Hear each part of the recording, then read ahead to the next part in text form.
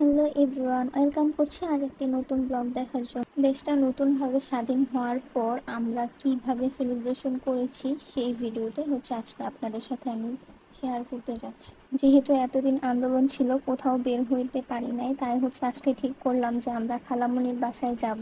তো মাঝপথে দেখি শিক্ষার্থীরা ট্রাফিকের কাজ করছে, এটা দেখে অনেক ভালো লাগতেছিল। আম্মুকে বারবার বলতেছিলাম, আম্মু আমিও একটু কাজ করি।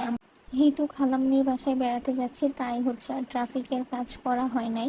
এটা দেখার পর বলতে ইচ্ছা করতেছে যে একটা কথা, ছাত্র সমাজ পারে না এরকম কোনো কাজ নাই। তারপর আমরা চলে যাচ্ছিলাম, তো এর মাঝখানে দেখলাম যে সবার হাতে পেপসি কোক খাবার, যে যেভাবে পারতেছে সবাইকে সাহায্য করতেছে, এইটাও অনেক ভালো লাগার বিষয়।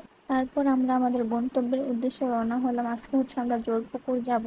আমার খালামণির বাসা জোরপুকুর পার শ্মশান রোডে।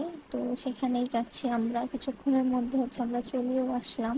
নানু আম্মু দুজনেই নেমে হাঁটা শুরু করছে। আমি চারদিকটা একটু ভিডিও করছিলাম। যেহেতু নানু অনেক অসুস্থ, তো নানুকে নিতে আমাদের একটু কষ্ট হয়েছিল, কারণ সিঁড়ি দিয়ে যাওয়াটা অনেক টাফ ছিল।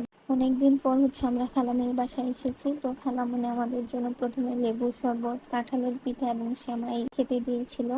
তারপর আমরা সব কাজিনরা মিলে গল্প গুজব করছিলাম। দেন দুপুরের খাওয়ার সময় হয়ে গেছে। তারপর আমরা একসাথে লাঞ্চও করে ফেললাম।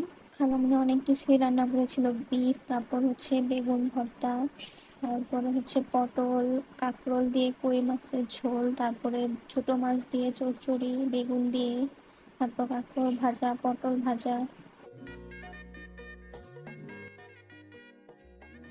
এত কিছু খাওয়ার পর বিকালের নাস্তায় এক কাপ কফি বা চা না হলেই না। তো আমার কাজিনরা মিলে কফি বানিয়েছিল, সাথে বিস্কিটের আইটেম ছিল। চা খেতে খেতে আমি, নানু, খালামণি, আম্মু, কাজিনরা মিলে অনেক গল্প করছিলাম। আজকের ভিডিওটা এই পর্যন্তই। তোমাদের কেমন লেগেছে অবশ্যই কমেন্ট বক্সে জানাতে ভুলবে না। আল্লাহ হাফিজ।